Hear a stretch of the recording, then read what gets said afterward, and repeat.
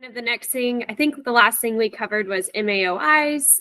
So we're going to move on to the other antidepressants and anti-anxiety. I kind of just grouped them all together because they're kind of a little different in the way they work and what we use them for. So I just kind of threw them all on one slide.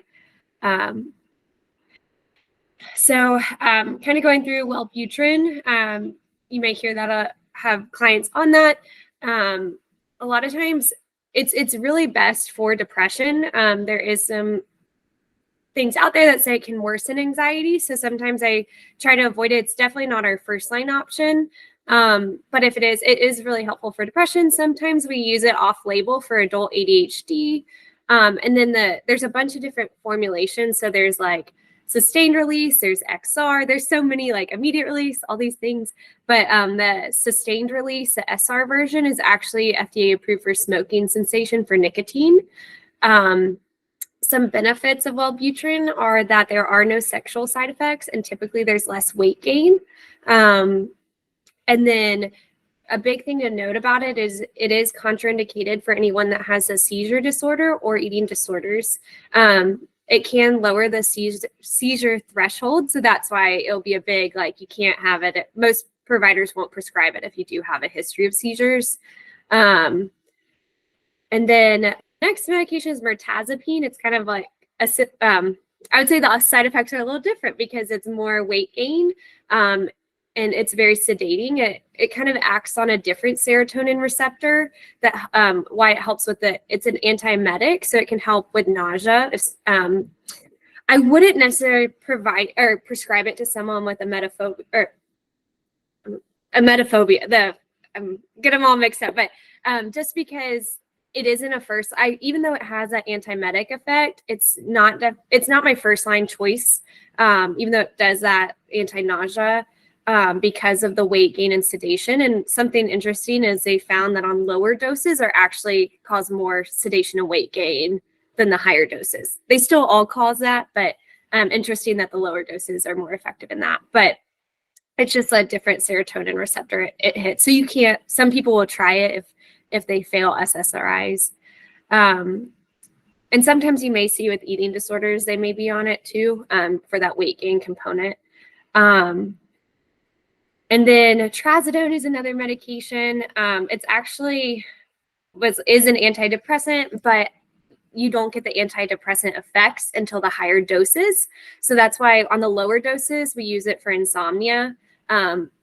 We typically won't use it for depression because it's such a high dose that it's super sedating that it kind of makes it intolerable. But it can be helpful. One psychiatrist I worked with at Duke Autism Clinic said it was really helpful for one of his clients that was activated on all these SSRIs, but it was kind of that one outlier. So you're not going to see it commonly used for depression, but you're going to see it very common for insomnia. And then Trintellix and Vibrate are kind of these new to market medications. They're kind of like, the best way to describe it's like an SSRI with a little extra, kind of the way that Buspar works. It's going to be kind of combined together. They're just typically going to be more expensive. They're branded, but I have seen an increase in starting to use those medications.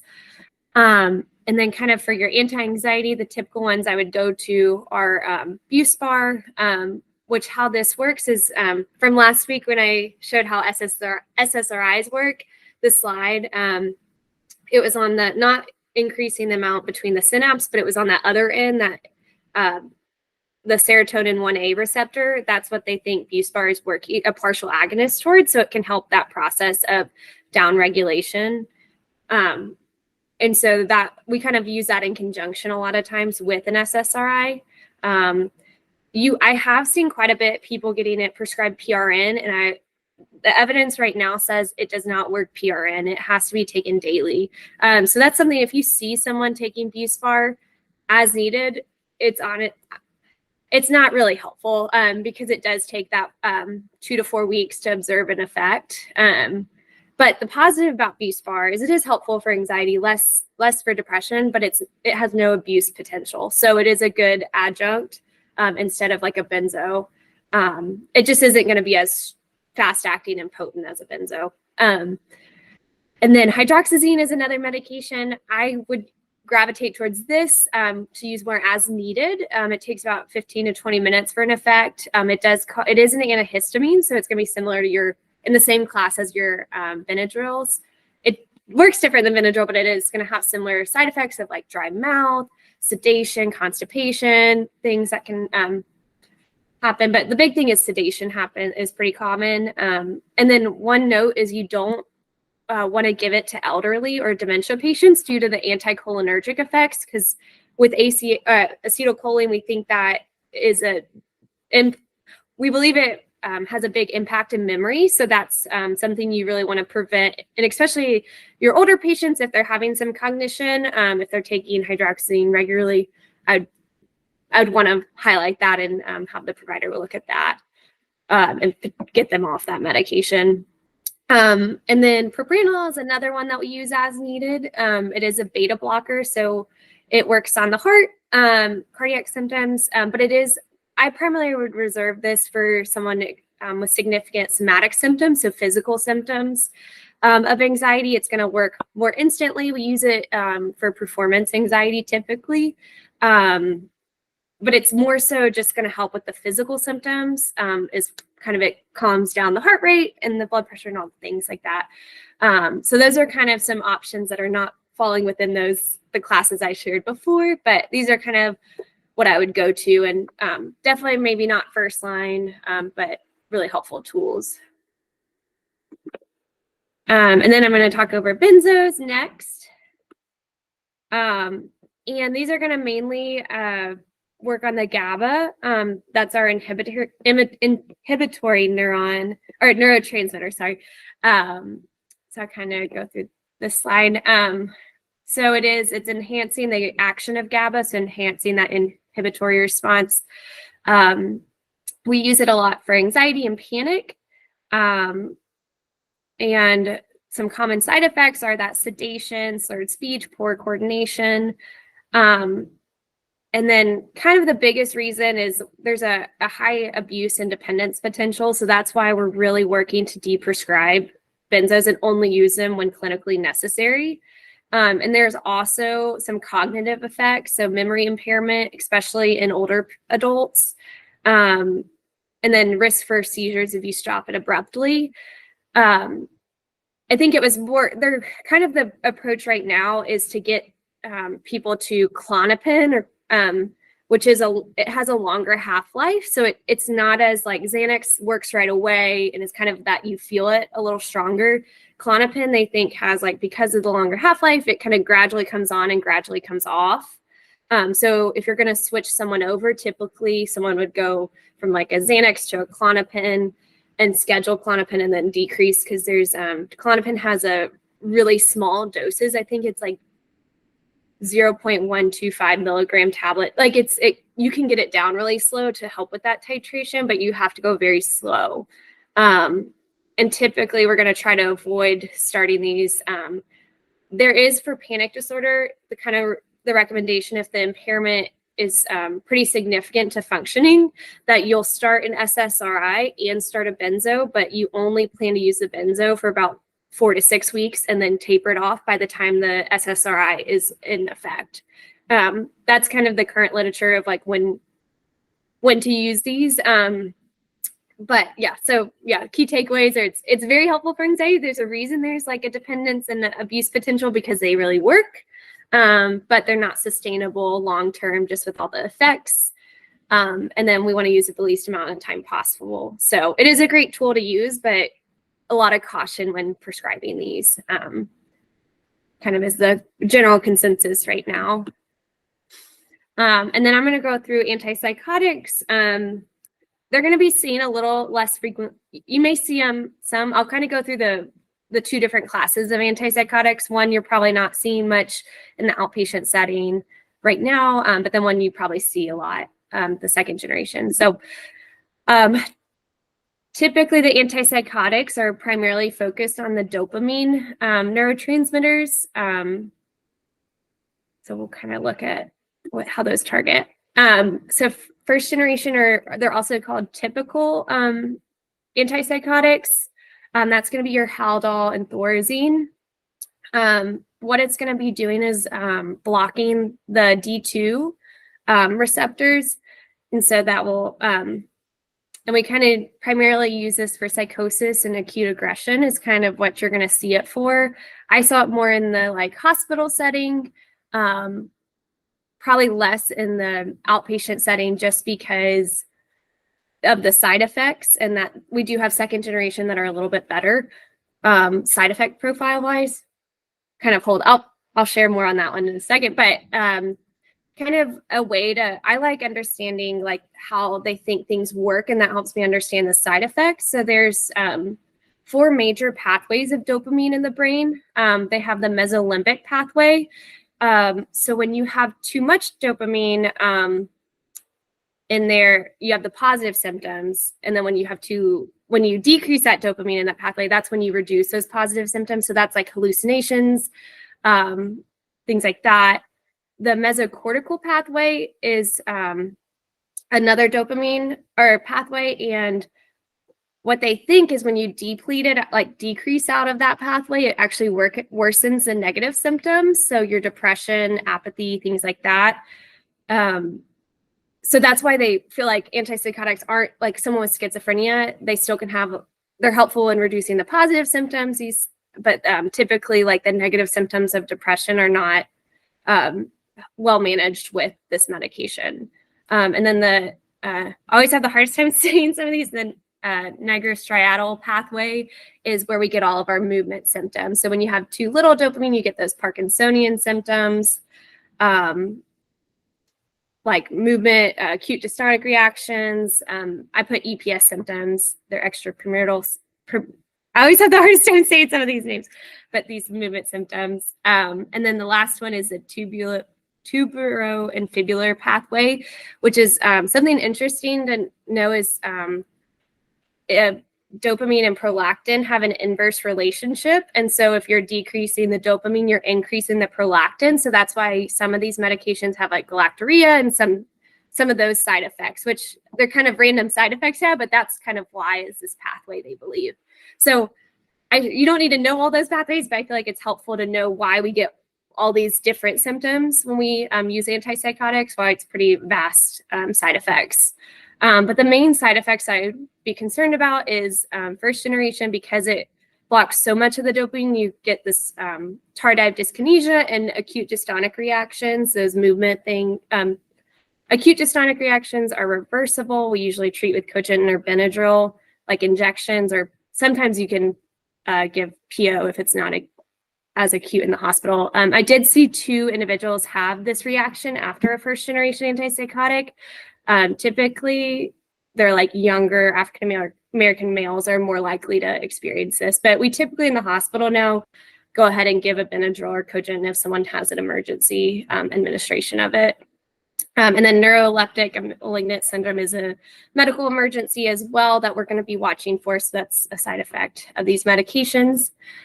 The key takeaways are to monitor for movement symptoms, and you're just probably not going to see this as much in the outpatient care with our patient population.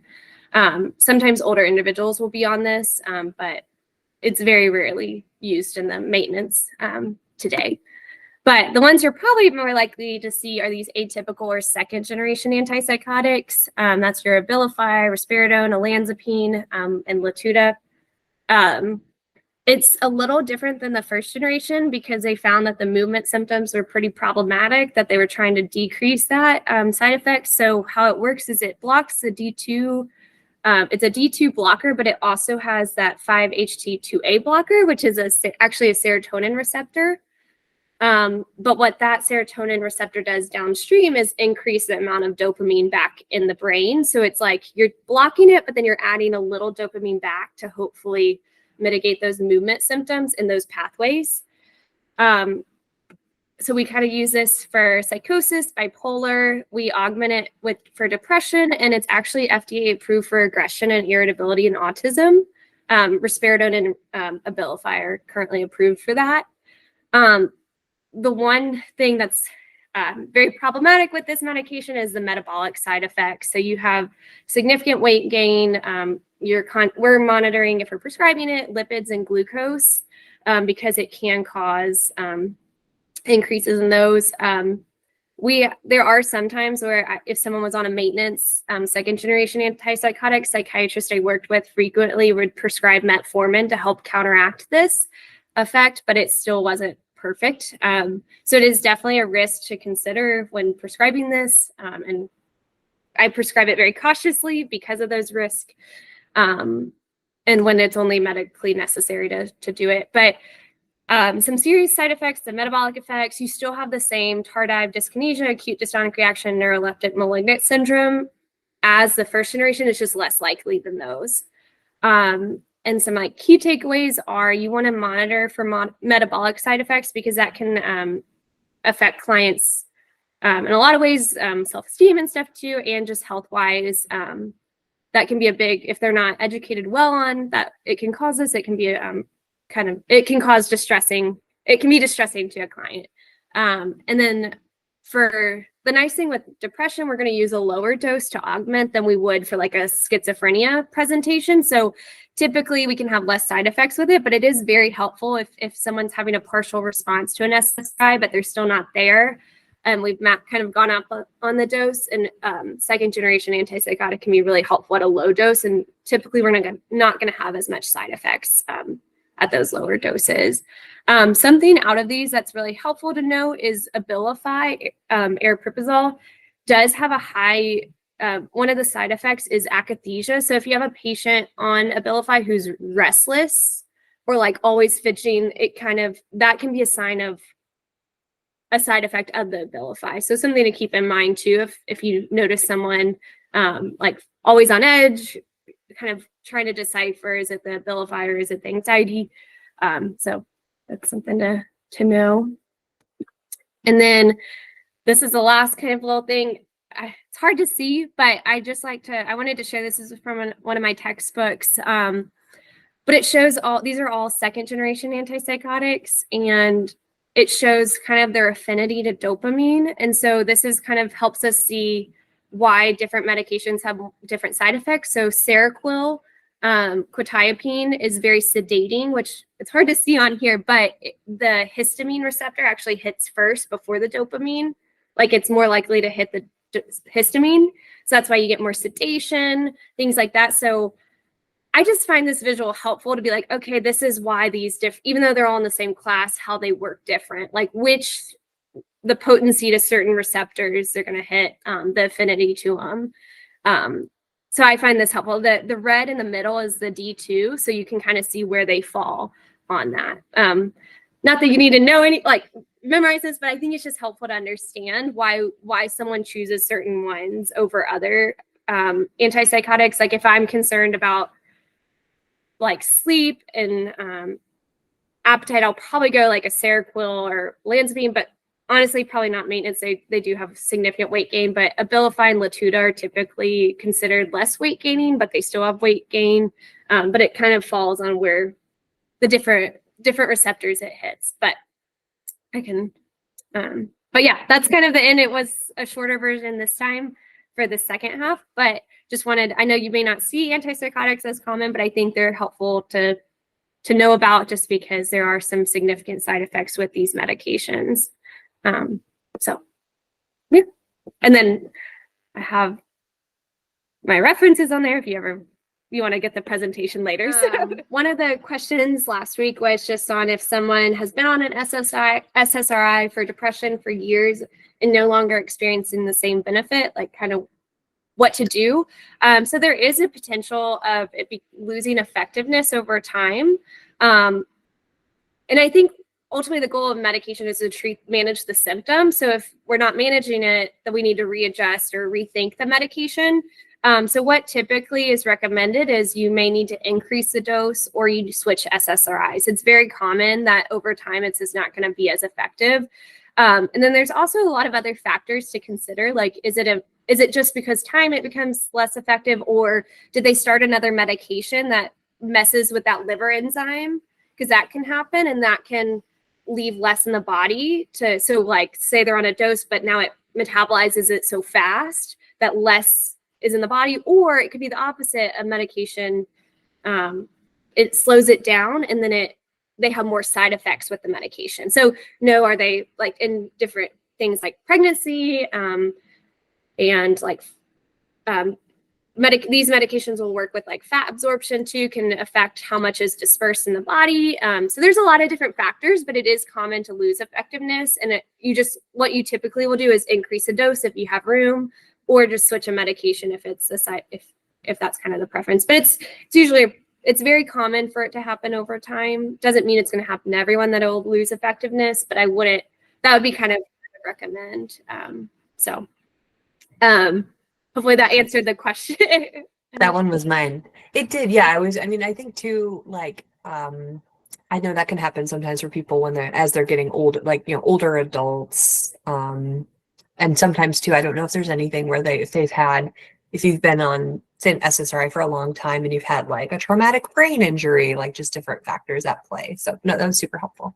Thank you. And like let the client know it's very normal. So it's not like an abnormal thing. And different stressors can also kind of affect it too, like in their life, if they're having more anxiety or things.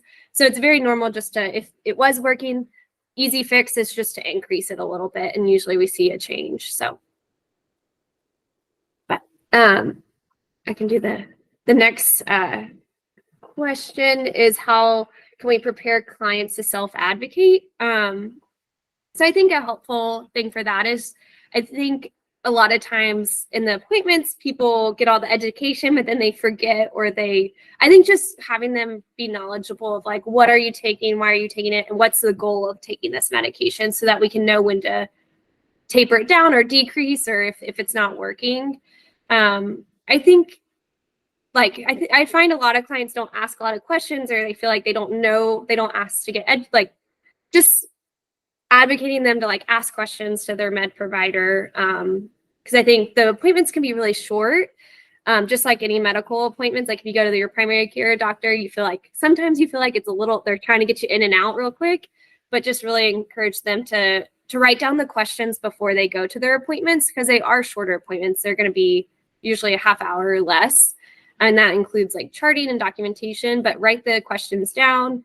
Make sure that even if they're not answering all their questions in that appointment, make sure they schedule more frequent appointments too with their med provider. Because that's something they're willing to do too. Like if you can't get it all in, that's okay, but make it more frequent.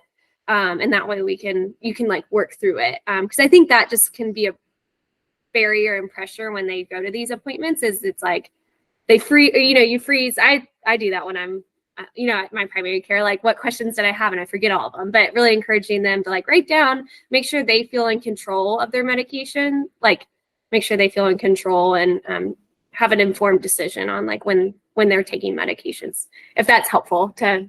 Mary Grace, just to jump in on that, in session with a client, always great to, you could ask them like, when is the next appointment scheduled, and actually open up that point in their calendar and actually writing in the questions as you're discussing them. So sometimes just that next step of like, oh yeah, okay, I'm going to write that down. I'll remember, like, why don't we just do it right now while we're talking about it? Like, when is that next time? How realistically, how are you going to remember that? And, it is such a short amount of time, and these little ways to help with the executive functioning around that could make a big difference. And the second thing is, when I start hearing that question of needing to advocate with a prescriber, it feels like, how is that relationship going in terms of feeling like, are they hearing you? If it really sounds like you're really trying to help them to not, to have their needs met, like there might be something to like, is this even the right provider? So in terms of if that's feeling delicate, like we're not telling them it's not the right provider, but sort of asking them, how is it going in terms of feeling heard? And do you feel like you have the time? Either way is great, but like reminding them that they are a healthcare consumer and they have a right and should feel like this interaction is one where there's compassion and they're feeling heard and understood. So even just those questions is like, oh, wow. Yeah, no, I don't think they're really listening to me at all. It could just start reminding them that that's something they deserve to get. So And my thought is like, I can't, as a provider or a prescriber, I can't force anyone to take a medication, but what I can do is provide enough education that they can make an informed decision. So I try to leave it like I don't have benefit of you like taking this or not taking it. All I'm going to do is make sure you have all the information, and that's ultimately your choice, because part of the effectiveness of medication is someone believing they're going to work too. There is that component. So if it's not worth me trying to, I mean, I want to educate and provide as much information, but at the end of the day, it's going to be the client's choice. And so that's kind of my approach to it. Sometimes people feel like they just get thrown meds, but I really want them to feel like it's their choice, their decision. That's kind of, yeah, because there's no way I can't go and administer it to you every day, you know? So it's, I know my limitations too, in that. So, but that's just my thoughts about it. But yeah, I can move on to the next question. So it's asking a question about how long they expect to be on a medication. So typically, the recommendation is once someone's in remission, you stay on it for 6 to 12 months. This is SSRIs. You stay on it 6 to 12 months, and then you slowly taper it off. There are some instances, like if you have history of relapse, that it's going to be discouraged. You may have to go 2 years of remission before trying that taper again. It's also a client's choice if they want to stay on it longer term to prevent the risk of relapse. I think it's kind of a loaded question. It's going to be, just because someone starts on medication doesn't mean they have to be on it long term. We definitely are going to try to build up skills with CBT, and but there are some cases that they're chronic conditions, they have a high chance of relapse, that someone will stay on it longer term. But I think it's ultimately their choice too. But I think the biggest thing is you don't want someone to abruptly stop it, because that increases their chance of relapse.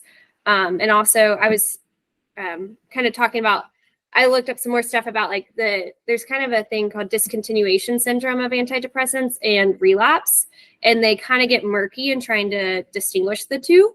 There are some key differences between them, but one way to prevent both of those is to taper off slowly. So if you have a client who wants to get off a medication, definitely encourage them to make a plan with their prescriber, because that will prevent that relapse.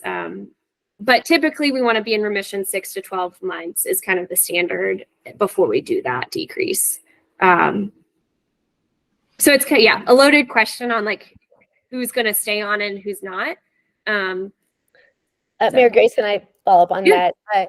When we start hearing that on the therapy side of clients saying, well, how long will I need to be on that? There sometimes the loaded part, or like the unspoken part, especially with panic, is sort of this feeling of feeling trapped, or like, oh no, this means that like I'm going to be dependent. I'm going to be locked into this, and like it's almost like a prison. It very much can be the underbelly of like non-treated anxiety disorder, of this thought that now you're trapped. And so pointing out to clients, like, some people go on it, and then once they get through the episode, they choose to go off. And then there's some people that, because they're feeling so much better, they could go off. Nobody's forcing them. It's not like insulin for diabetes, that it is certainly a choice to go off, but then they realize that they just feel a lot better, and they choose to stay on. So I'm kind of just softening some of that language versus certain medications for certain conditions. Like, you don't have to, but if you choose to, like, that's fine too. So I'm just trying to do a little, when I'm hearing that anxious, panicky terror around the medication, reminding them, loosening up some of the thoughts around it.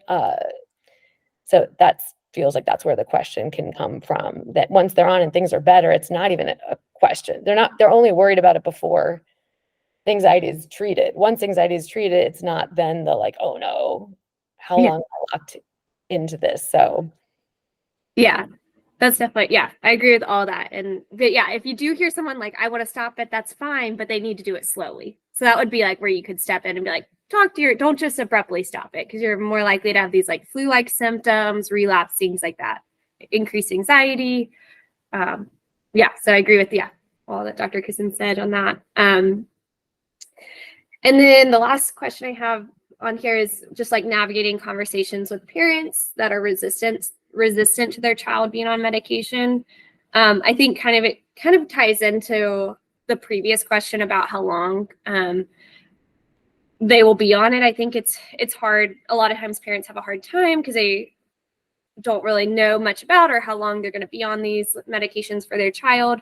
But just kind of a big thing I simplify it for parents and even adults too is we use the role of medication is not my analogy is like, it's not the toolbox, it's a tool in the toolbox. So trying to like show that one medication isn't going to instantly change your child. Like it's a lot of different factors that we're going to be working together to help decrease that distress for that child, but not be like the driving component. And if there is any concern while we go super slow, and we are constantly in communication if there are concerns or side effects. I typically will, like, if I start a child on a SSRI, I want to see them in 2 weeks. Like I want very close monitoring to prevent those, like if there is an increase in suicidal thoughts, want to kind of monitor for that and just see if they're tolerating it. But I think just being more present too, of like, we're going to walk through this together is really helpful.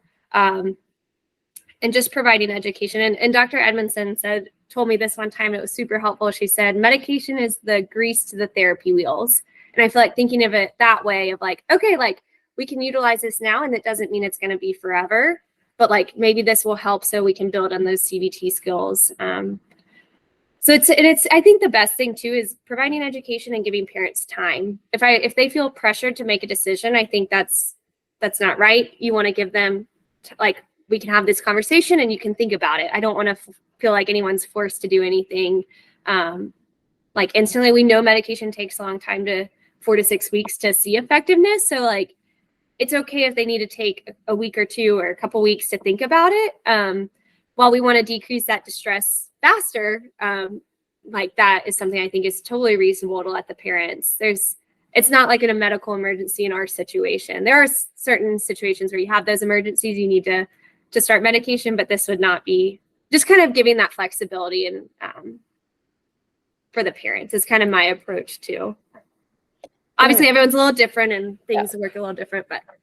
And building on that, sometimes part of the parents' question is too, like, they don't want to give like a false, like this fast track that doesn't really create change. So like a fake solution or a Band-Aid. And so for them to understand, and sometimes I'll give the example of like the same person could be try the same medication that maybe they tried in the past, but they weren't actually doing CBT or in therapy to create change. So maybe it was creating an environment that would allow for rewiring or change. But if you're not actually doing things differently and thinking differently, it's actually not going to work. So, you know, it's the work that they're going to do and the new behaviors that are going to create the rewiring. So there's this sort of fear around this Band-Aid that once the Band-Aid's off, there's still the same problem, but it's not going to work if they're not doing the work too. So that sometimes is also they want them to have a lifelong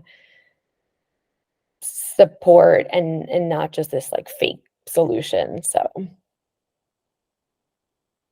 yeah. Does anyone, like in terms of the kind of it's not pushback, but like questions from any other versions of when talking to parents about medication conversations, any nuances of that question?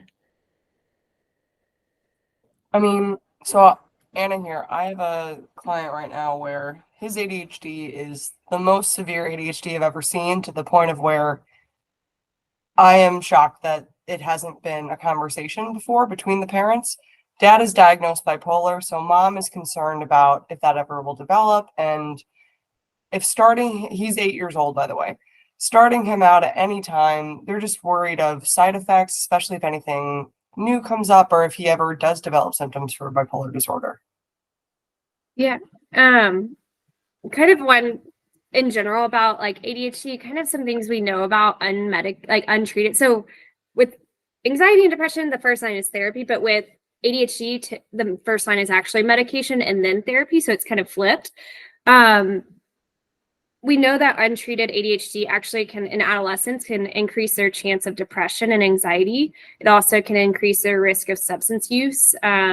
Because think about it, the kid who's always getting in trouble at school is going to hate school. You can't expect someone to like enjoy it, and they can't control those impulses, or they're always getting in trouble. So a lot of times you're going to see that ODD diagnosis, but you're really like, I really question it when we're not medicating if they have ADHD, if it's ADHD and ODD, because think about it, like, how do you expect someone to enjoy something that they're always getting in trouble or listen and they can't control it? So I think that's something like, and then with bipolar, that typically won't emerge till later. If it isn't 100% certain that because the dad has it, that he will have it, I think that's weighing the risk and benefit of medicating. Typically, you're going to get the bipolar will emerge later on, like older adolescents and stuff. He's 8 right now. It would be very unlikely that he would show signs of like have that happen. But I do think there is a chance, like with him being that if he's always getting in trouble and it's really distressing to him, I think sometimes, so they've kind of, the diagnosis DMDD is kind of replaced that child diagnosis of bipolar, because they found that people are getting misdiagnosed with those behaviors, that irritability. So I think I don't know everything about this case, but I think it would be worth considering doing a low dose of a stimulant or like that because of the risk in the present moment. I think you can't always just plan for the full future, like 10, 20 years down the line. You've got to kind of like, let's figure out how can we just decrease the distress right now. I don't know if he's like getting in trouble in school or if that's affecting with his ADHD or but yeah, I kind of just I always like to provide education of like, it is actually like, I know there's concerns about doing the medication, but there's also big consequences of leaving it untreated too. Well, Grace, in Thank terms, you. sorry, for a future, if they're worried about what could be a future manic episode or maybe undiagnosed, like if a person who has more trauma, more stress, like what is the correlation? Like I would think undiagnosed, like ADHD, if he's having more, hard, I guess, what is the relationship between trauma and keeping bipolar at bay and stress and anxiety? Like, do certain things, are they more likely to bring it on versus not if it could happen later in life? I mean, I don't know the full, like off the top of my head, I think it definitely could increase the chance of like that stressor. I do know like we've had clients that had parents with bipolar, but we still will, if they come in for depression or anxiety, we're still going to start with an SSRI, even though we know that SSRIs with bipolar you can't do, but we're going to try it until we get proven that bipolar diagnosis.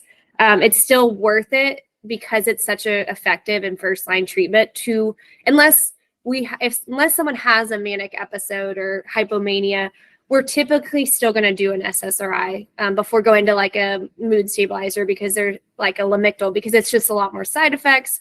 But I do think like I don't think we can like prevent the bipolar potentially. I don't know all the science behind it, but I think stressors and trauma we know can kind of, I know with like first break psychosis, there's usually a stressor that triggers it. So similar, I think, I mean, I don't know the full science behind it, but I feel like that doesn't help. So those traumas and stuff, if that makes sense. But yeah, it's hard with the history of, but like, I forget the statistics, but it's pretty low of like, it's high for psychiatric diagnoses to have, like if you have a relative with bipolar, but it's not as high as you would think.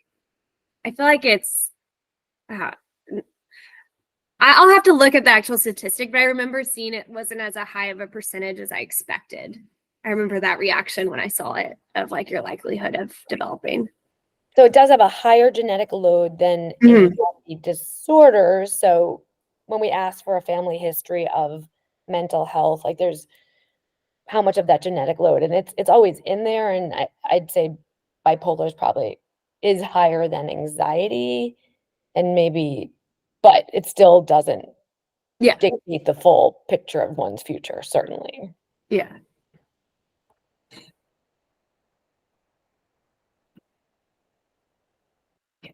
Any other questions or anything to add to that, or? Okay, one more question. What was dysregulate, I'm sorry, what's the diagnosis? DMDD? DMDD. What is the correlation between DMDD and then eventually bipolar?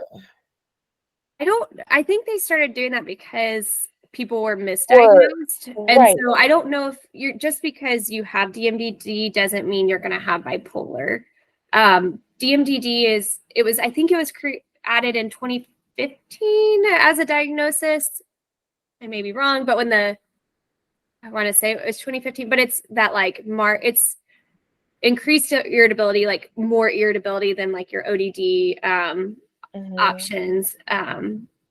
We treat DMDD with SSRIs to target anxiety, or sometimes if the aggression's significant, we'll use an atypical antipsychotic for a brief period of time to help with safety concerns.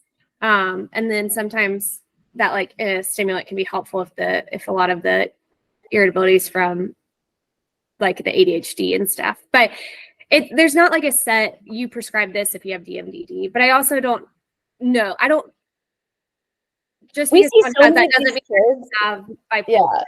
No, it's an just interesting they were conversation. misdiagnosing for so long. Yeah, we do see so many, we see the anxious kids, and we see a lot of the irritable, and I don't know if we're using the diagnosis as much as maybe we could of DMDD, and something to think about treatment wise on this. We do then like DBT for kids and that emotional regulation, but we do see so many of these irritable kids. So it's just, it is, and I think for parents, it gets really scary where they're, oh no, is this gonna is my child gonna be a sociopath? Is my child, like, these are the kids that parents get very catastrophic and terrified of, like, they're going from 0 to 10, they're so angry all the time. Like, what is their life gonna be about? So,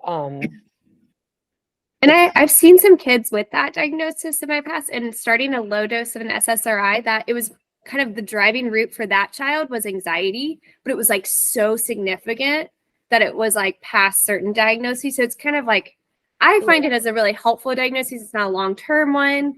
It's like you can only diagnose as a child. I feel like for parents, it can be a little less daunting than like it kind of characterizes those symptoms, and then we can kind of target those symptoms. and honestly, I thought it was just I think I was using it more gently because I thought it was sort of the bipolar diagnosis, which I thought would then be more triggering. So I'm really glad does anyone have any, like, who's been using like that diagnosis for like the irritable children that we're seeing? So maybe I'll get a little bit more training on that. But like, I know for myself, like, I tend to be a little more gentle, thinking like that's implying to the parents they're too young for the bipolar disorder, so they have this disorder, which I then don't feel comfortable with the parents' emotional reaction to that. So I think this is good. Yeah, because I don't think I mean, some people Not a could clear develop into it, but I think it's not a segue. And Right. based on that case that I had that was affected with SSRI, it makes me like, it's more of Un- an anxiety, like intense anxiety that comes out in like significant irritability to like cause the family dysfunction, like couldn't drive places, things like that. Right. Yes. Um, Okay, this is actually really helpful. So thank you. But I mean, someone could have a different opinion about this. This is my own like opinion and experience, but yeah. Yeah, no, very helpful. Thank you. Question, I don't think we had any come through in the chat. Or thoughts? How about does anyone have a case that they would like to discuss on a medication related front? Either we could just start with that. And then I see a question. Oh. Did you have a question in there, Sandra? Oh, sorry. I thought maybe you were going to come back to that one. Yeah. Well, this is pertains to a client I see. And I've asked you about this before. Just I know it's newer that they're using.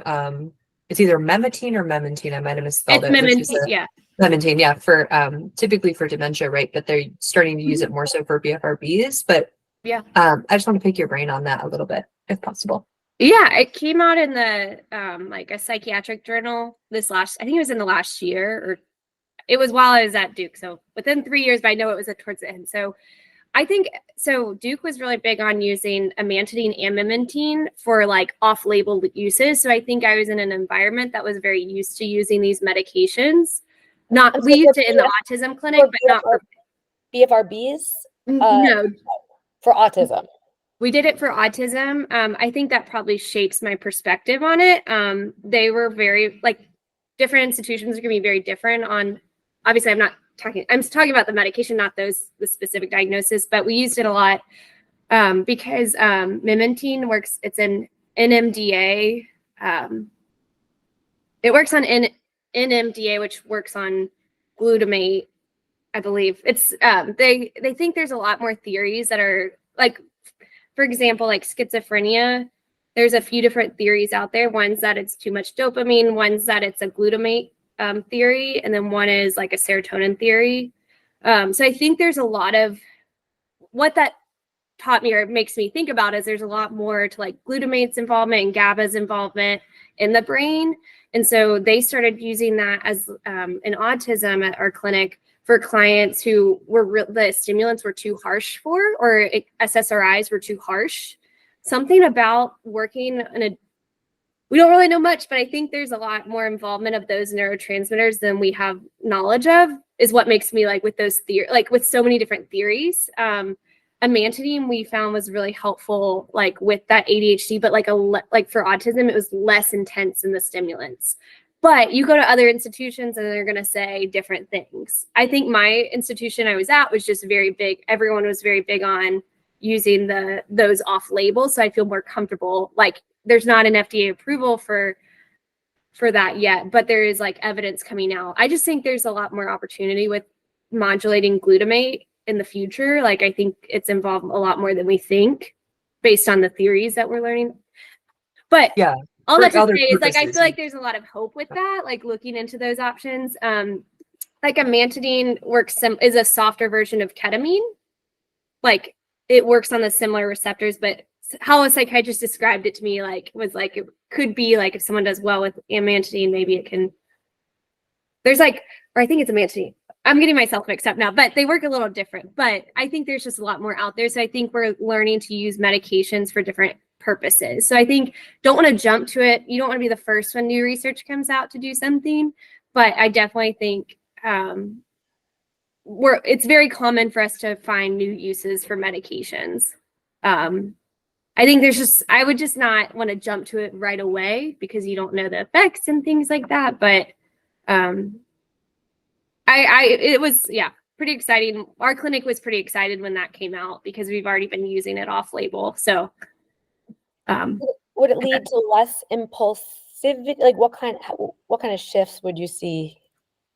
I don't really like they kept it separate. No one really knew why it was working, to be honest. It would not be our first line to jump to, but I think it's just a little less intense in the brain than like a stimulant or SSRI. Like it just hits a little softer.